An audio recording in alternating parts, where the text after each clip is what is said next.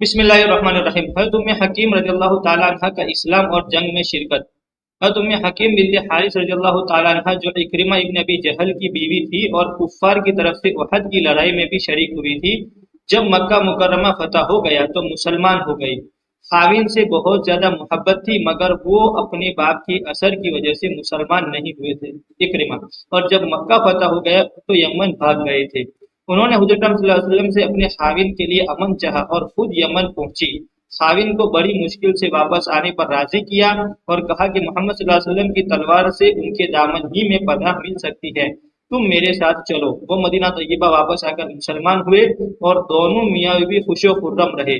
پھر حضرت ابوبکر صدیق رضی اللہ تعالیٰ عنہ کے زمانے خلافت میں جب روم کی لڑائی ہوئی تو اس میں اکرمہ رضی اللہ تعالیٰ عنہ بھی شریک ہوئے اور یہ بھی ساتھ تھی۔ حضرت اکرمہ رضی اللہ تعالیٰ عنہ اس میں شہید ہو گئے تو خالد بن سعید رضی اللہ تعالیٰ عنہ نے ان سے نکاح کر لیا اور اسی سفر میں مرج السفر ایک جگہ کا نام ہے جہاں رخصتی کا ارادہ کیا۔ بیوی نے کہا کہ ابھی دشمنوں کا جم گٹا ہے، اس کو نمٹنے دیجیے۔ خاوند نے کہا کہ مجھے اس معرکے میں اپنے شہید ہونے کا یقین ہے۔ وہ بھی چپ ہو گئی اور وہیں ایک منزل پر خیمہ میں رخصتی ہوئی۔ صبح کو ولیمہ کا انتظام ہو ہی رہا تھا کہ رومیوں کی فوج چڑھائی اور گھمسان کی لڑائی ہوئی جس میں خالد بن سعید رضی اللہ تعالیٰ عنہ شہید ہوئے۔ ام حکیم رضی اللہ تعالیٰ عنہ نے اس خیمے کو اکھاڑا جس میں رات گزری تھی اور اپنا سب سامان باندھا اور خیمے کا کھوٹا لے کر خود بھی مقابلہ کیا اور 7 آدمیوں کو تنہے تنہا یعنی اکیلا قتل کیا۔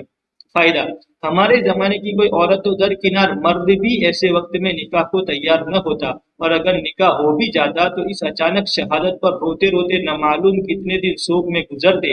اس اللہ کی بندی نے خود بھی جہاد شروع کر دیا اور عورت ہو کر 7 آدمیوں کو قتل کیا۔ ایک اور مختصر واقعہ لکھ رہے ہیں تو سمیہ ام عمار رضی اللہ تعالیٰ عنہ کی شہادت۔ سمیہ بنت خیاط رضی اللہ تعالیٰ عنہ حضرت عمار رضی اللہ تعالیٰ عنہ کی والدہ تھی جن کا قصہ پہلے باب کے 7ویں نمبر پر گزر چکا ہے۔ یہ بھی اپنے لڑکے حضرت عمار رضی اللہ تعالیٰ عنہ اور اپنے خاوند حضرت یاسر رضی اللہ تعالیٰ عنہ کی طرح اسلام کی خاطر قسم قسم کی تکلیفیں اور مشقتیں برداشت کرتی تھی، مگر اسلام کی سچی محبت جو دل میں گھر کر چکی تھی اس میں ذرا بھی فرق نہ آتا تھا۔ ان کو گرمی کے سخت وقت دھوپ میں کنکریوں پر ڈالا جاتا تھا اور لوہے کی زرہ پہنا کر دھوپ میں کھڑا کیا جاتا تھا تاکہ دھوپ سے لوہا تپنے لگے اور اس کی گرمی سے تکلیف میں زیادتی ہو۔ حضور اکرم صلی اللہ علیہ وسلم کا ادھر کو گزر ہوتا تو صبر کی تلقین فرماتے اور جنت کا وعدہ فرماتے۔ ایک مرتبہ حضرت سمیہ رضی اللہ تعالیٰ عنہ کھڑی تھی کہ ابو جہل کا ادھر کو گزر ہوا، برا بھلا کہا اور غصے میں برچھا شرمگاہ پر مارا جس کے زخم سے انتقال فرما گئی۔ اسلام کی خاطر سب سے پہلی شہادت انہی کی ہوئی۔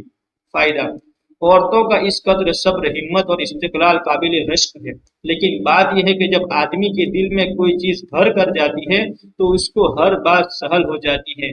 اب بھی اس زمانے میں بھی عشق کے 20 قصے اس قسم کے سننے میں آتے ہیں کہ جان دے دی، مگر یہی جان دینا اگر اللہ کے راستے میں ہو، دین کے خاطر ہو، تو دوسری زندگی میں جو مرنے کے ساتھ ہی شروع ہو جاتی ہے سرخ روئی کا سبب ہے، اور اگر کسی دنیاوی غرض سے ہو تو دنیا تو گئی تھی، آخرت بھی برباد ہوئی۔